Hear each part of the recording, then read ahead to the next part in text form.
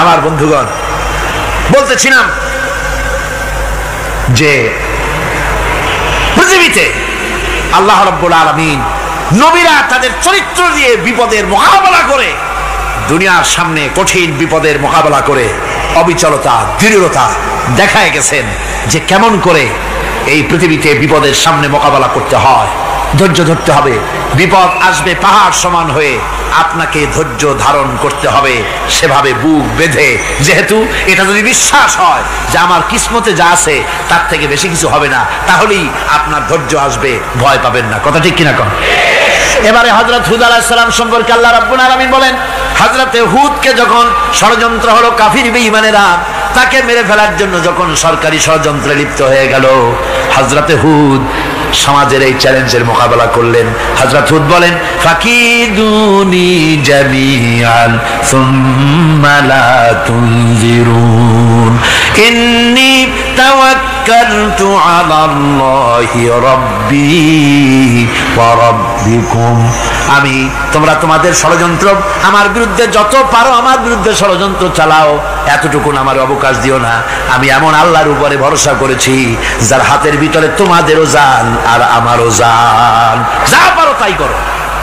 সরকার সমস্ত শক্তি একত্রিত হয়ে আমার মোকাবেলা করো। একদিকে হুদ আলাইহিস সালাম, আর একদিকে গোটা জাতি। হযরত হুদ ভয় পায় নাই। সুবহানাল্লাহ কোন? ঈমান বিল্লাহ মানুষের কলিজাকে এভাবে শক্ত করে দেয়। কোন আলহামদুলিল্লাহ।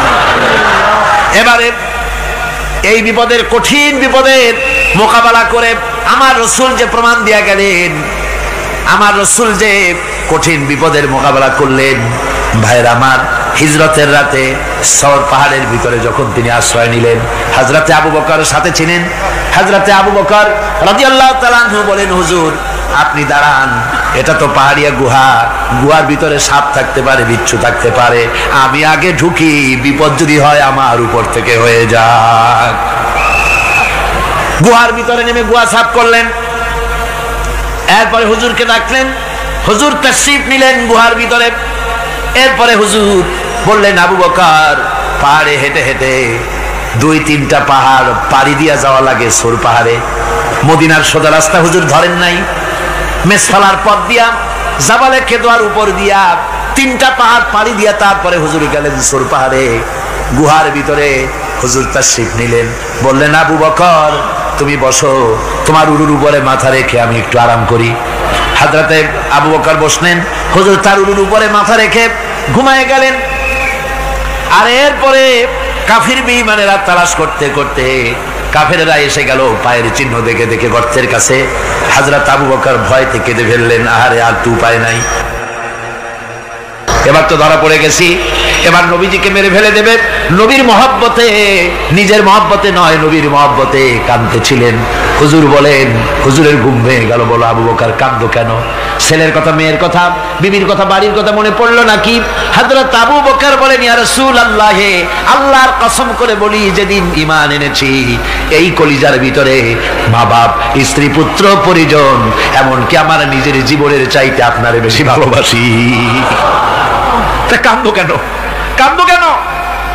হযরত আবু বকর বলেন, হুজুর ধরা পড়ে গেছি, কাফেররা এসে গেছে গর্তের কাছে, তাকালি আমাদের দেখতে পাবে, আমরা তো মাইনরিটি, ওরা তো মেজরিটি, আমরা তো ধরে মারি ফেলাই দেবে, আপনাকে মেরে ফেলে দেবে, এই জন্য কাঁদি। আল্লাহ রাব্বুল আলামিন হুজুর তখন কি দৃঢ়তা, কি অবিচলতা, কি ধৈর্যের পাহাড় সম মনোবৃত্তি তখন দেখালেন।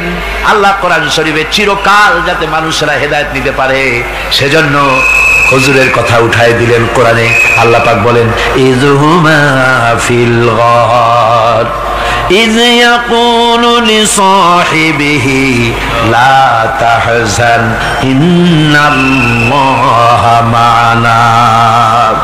ও বন্ধু, ভয় পেও না, আল্লাহ আমাদের সাথে আছেন। সুবহানাল্লাহ। আল্লাহ আমাদের সাথে আছেন, আমরা মাইনরিটি নই, আমরাই মেজরিটি। আল্লাহ আছে আমার সাথে, ভয় পাওয়ার কোনো কারণ নাই। সুবহানাল্লাহ। আল্লাহ পাক বলেন, ফাআনসালাল্লাহু সাকিনাতাহু আলাইহি ওয়া আইয়াদাহু বিজুনুদিন লাম তারাওহা। আমি এদের অন্তরের ভিতরে আমি শান্তি নাজিল করে দিলাম, প্রশান্তি দিয়া দিলাম, আর আমি সাহায্য করলাম, আর এমন সব সৈন্য পাঠায় দিলাম যে সৈন্যগুলি তোমরা দেখতে পাও নাই।